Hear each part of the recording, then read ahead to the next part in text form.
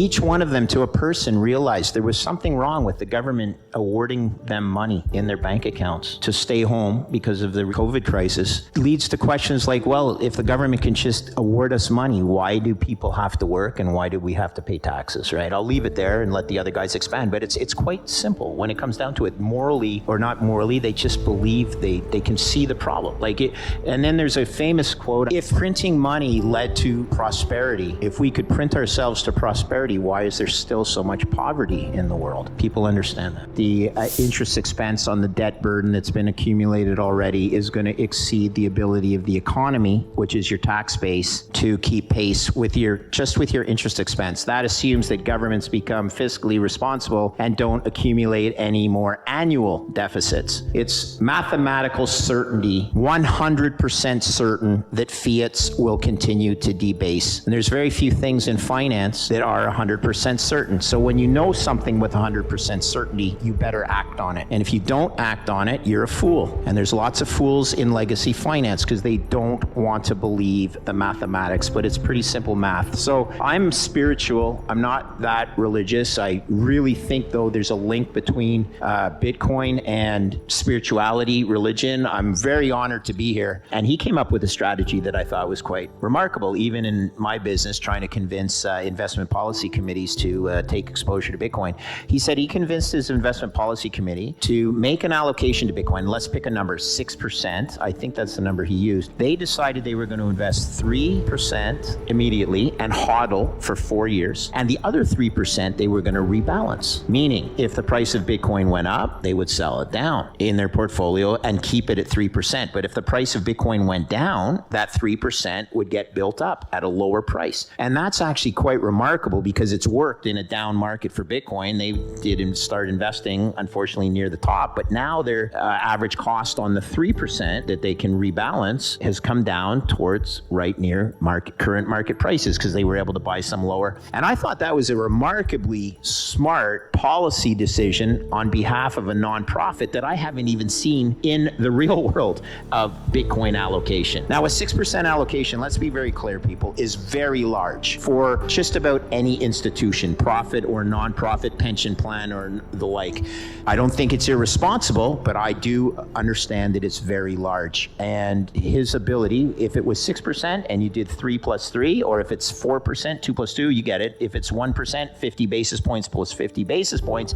Very smart investment policy decision. And this is from a young man who didn't do that on a professional basis. I'm like, wow, think outside the box. This type of allocation policy works for everybody. So congrats, hats off.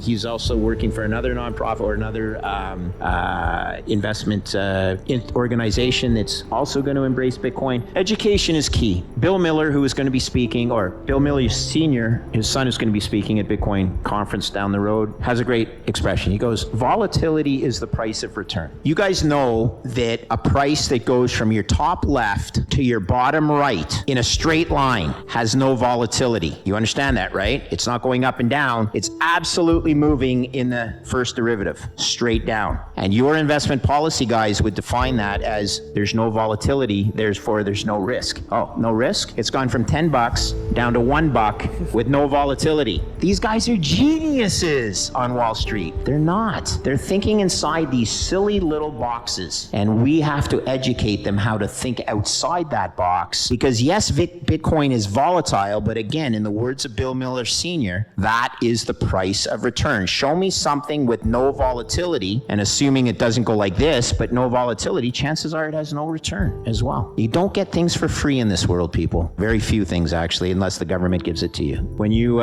start studying engineering or thermodynamics, the first law of thermodynamics is the law of conservation of energy. Energy can neither be created nor destroyed. And I like to think of Bitcoin as digital energy, proof of work energy. It's something that resonates with me. And so the law of conservation of energy is near and dear to my heart. And I think of Bitcoin and the digital energy paradigm as the United States as global reserve currency and the ability to print currency. They actually have the ability ability to print energy, right? The United States, petrodollar, the United States has the ability to print energy, which is a huge competitive advantage, but not altogether egalitarian. So Bitcoin fixes that. And Bitcoin proof of work, not proof of stake, Bitcoin proof of work resonates with me as an engineer. And I think that's sometimes why there are engineers that seem to, grasp it quite quickly. Even if it is 6% allocation, please focus on the other 94% in your portfolio. That's where the real risk is. Bitcoin is your insurance. You don't buy and sell your insurance. You don't try and trade insurance, fire insurance on your house. You accept it, and it's there to protect you. Focus on the other 94% of your portfolio. I always play probabilities. That's how you manage risk, okay? So there is a possibility, but it's not likely, okay? That being said, I'm an optimist, and I'd like to do everything I can so that there is an orderly transition. I love the United States. So you guys may not know, did I tell you I'm from Canada? Yeah, I did tell you I'm from Canada. Look, I love the United States. Like, Canada's a rounding error. I need you guys to survive, okay? I really do. I need you guys to survive for the benefit of my children. And you guys are, I'm going to say it, you're effing it up, okay? So you got to get back in order. I need you guys to understand that there is a way for America to remain the bastion of freedom and the bastion of where everybody in the world is shining light, where everybody wants to live. I mean, please do it, and Bitcoin is the answer. So that's my optimistic outcome.